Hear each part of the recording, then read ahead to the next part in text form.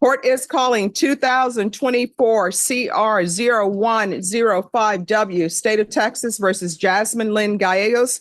Did you understand you're charged with the offense of unlawfully carrying a weapon with a felony conviction? That is a second-degree felony. Range of punishment is anywhere from 2 to 20 years in prison and up to $10,000 fine. Yes, ma'am. According to the plea, this plea is mercy on paper. A second-degree felony reduced to probation only works if compliance begins immediately. From this point forward, there is no margin for delay. Punishment is to be assessed at 5 years in the prison. There's a $1,000 fine and state recommends community supervision. Did you understand that to be the plea? Yes, ma'am. Defense? Yes, Your Honor. State? Yes, Your Honor. Showing- Sorry, the only thing I forgot to put in the paperwork, and I've just spoken with the defense counsel about this, is the defendant is also agreeing to forfeit her rights to any of the weapons involved in the offense. All right. Are you proceeding with sentencing? Yes, Your Honor. Anything you wish to say on behalf of your client? No, Your Honor, we just asked the court to follow the agreement. All right. Do you have any children? No, ma'am. How are you employed? I'm currently unemployed at the moment. Any drug use? No, ma'am. And if you were released, who would you be living with? My grandmother.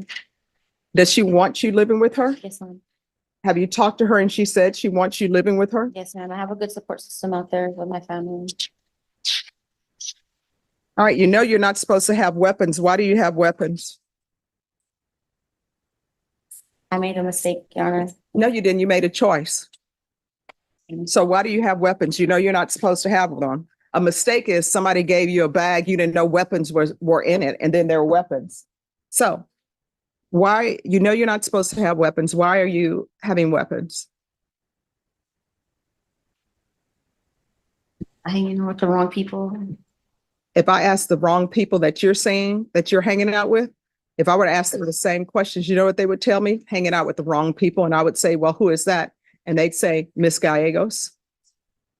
All right, I'm going to sentence you to 5 years in prison, suspended and probated for 5 years. There's to be a TAP evaluation and MIC evaluation in custody. All right, good luck to you.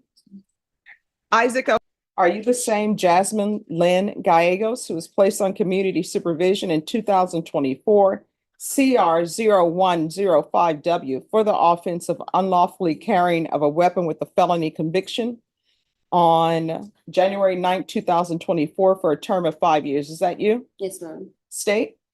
Yes, Your Honor. Violated condition number 4 on or about the 22nd day of January 2024 in Bear County, Texas. The defendant, Jasmine Lynn Gallegos, the then and there failed to report as directed to the 187th District Court for a compliance hearing as directed by the supervision officer and or the court in violation of condition number 4. How do you plead to that? True or not true? True. Your Honor, we'll waive the remaining validated condition. All right. And I don't have a trial court certification. No, Your Honor, it's we are requesting to be continued. Yeah, Would you but like the court like it instead anyway? Okay. thank you. Understand by pleading to violation of condition number 4, the court could find it guilty. I'm sorry, could find it true. Grant the motion and sentence you up to 5 years in prison. Failure to report is not technical, it's fundamental. When a defendant doesn't show up, supervision collapses before it ever begins. And up to $1,000 fine. You're going to need to speak up. Yes, ma'am. Knowing that, do you still wish to plead true to violation of condition number 4? Yes, ma'am. Court will find violation of condition number 4 true. Is there a proposed agreement? There's a proposed agreement, Your Honor. It is to deny the motion and continue her on her community supervision with additional TAP evaluation done while in custody and follow the recommendations of mental health eval in custody, ISP gang evaluation in custody, and also a UA hotline for 90 days, plus proof of residency and employment every 90 days. All right, so why should I follow this agreement? It appears that she hasn't done anything. Has she done anything on probation? No, Your Honor. All right, and then I had a compliance hearing. I always do compliance hearings. If there's an issue, people can come in, tell me what their issue is, and we can get them back on track. So I don't understand why I should continue her. We're just asking the court consider it, Your Honor. But I mean, somebody needs to give me a reason why, because she is on probation. She hasn't done anything. And to get her back on track, I set it for a compliance hearing and she did not show. So I don't understand why I should continue her. I call my client. All right, can you raise your right hand? Do you solemnly swear or affirm the testimony you give will be the truth and nothing but the truth, so help you God? Yes, ma'am. All right, you can lower your hand, state your name for the record. Jasmine unravels. Are you asking the court to consider release or continue on probation? Yes, ma'am. And why is that? Because I never started it. And I got released and I didn't turn myself back in, but I want to do something better. All right, do you need to speak up? I want to do something better in life. So the reason why you want me to continue you is because you were placed on probation, you were released, and you never did anything. So basically, you're just throwing yourself on the mercy of the court saying, I did nothing, but please continue me. Do you have a job? Yes. Where do you work? I mean, I was working at the Subway. Okay, I cannot hear you. I was working in Subway at Pleasanton, Texas. And where do you live? In Pleasanton, Texas with my grandma. Do you have anybody that you care for? Yes, my grandma. She's sick right now.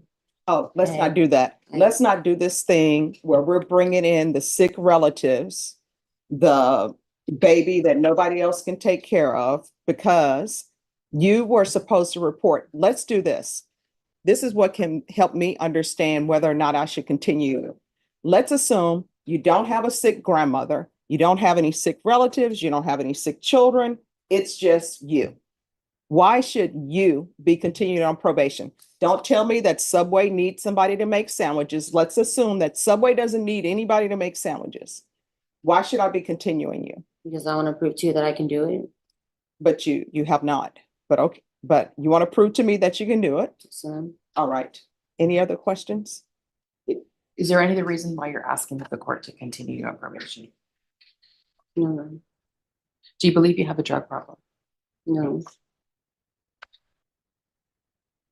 All right, so she don't have a drug problem. Why didn't you report?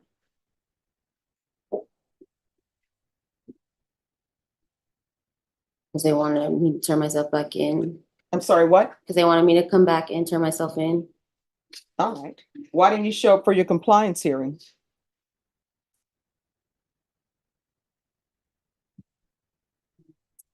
I'm sorry, I can't hear you. I don't know, ma'am. All right. Do you have a mental health issue? Have you ever been diagnosed with any mental health issues? No. All right. So I really don't have any reason to continue her. Her whole thing is, I didn't do anything. Don't revoke me. And the court reached, everyone knows, if somebody is falling off track, normally what I do in some situations, Ms. Gallegos, is because maybe sometimes people just fall off track. They just need to realize what they're looking at. And I set compliance hearings. And I'm not even going to consider, I set compliance hearings twice for you. The state only went on one, so I'm not even considering the other. But a compliance hearing was set for you to try to get you back on track to see, hey, is there something we're missing here? Is there something you need in order to be successful? And you didn't even show up for the compliance hearing. The compliance hearing was a step before your motion to revoke. Because I had a choice at that time. I always get notices from probation. They'll tell me how a probationer is doing. If there are some issues, I will always usually check compliance hearing. Let's bring that person in and find out what's going on. And you didn't even show up for that. So I don't think you're a good candidate for probation. Everybody who's in custody will come before me when they're in custody and say to me, I want to prove to you I can do it. But, you know, history has shown that you can't, because you didn't. Probation is reserved for people who demonstrate effort before being forced to. At this stage, the court is no longer evaluating potential, it's measuring history. So I don't know why I should continue you. So I don't know if you want to talk to her, but I don't have a reason for why she didn't show up. Okay. All right. I'm not going to follow this proposed agreement. I don't think she's a good candidate for probation. She hasn't done anything. And she's been given opportunities to do things and she just refuses. And based upon her testimony, she didn't want to come back because she didn't want to turn herself in. I don't know what to do with that. If the court were to grant your request for continued probation and the TAP evaluation, would you comply with the conditions of the TAP Yes, ma'am. and any recommendations thereof? Yes, ma'am. Would you also comply with any conditions of the gang ISP evaluation Yes, ma'am. as well as the mental health? Yes, ma'am. Your Honor, my client's throwing herself in the mercy of the court and we're requesting that the court continue her on probation. All right, so under under direct examination, she stated she doesn't have any mental health issues, so that's not an issue. And now I'm being thrown at that there may be gang issues with her. And part of the plea bargain agreement was, in this case, she was to forfeit weapons, magazines, and ammunition. So she was placed on community supervision for that, and she has done nothing. Court is finding violation of condition number 4 true. Court is going to sentence you to 5 years in the prison, give you credit for any time served. There's $1,000 fine. Time and money will run concurrent. I'll recommend, if she stated she doesn't have any drug issues, she doesn't have mental health issues, but I'll recommend the therapeutic community or the mental health unit at the prison. You'll have to recommend it as well because I have no jurisdiction. And if they discover that you do have a mental health issue, then they will take care of it there. Did you review the document entitled Trial Court Certification of Defendant's Rights to Appeal with your attorney? Did you understand it? Yes, ma'am. All right, you have a limited right to appeal, and that right to appeal is as it relates to the allegations in the motion, not the fact that you were on community supervision. Do you understand? Yes, ma'am. Because this is a felony conviction, you're not allowed to own or possess any weapons or ammunition.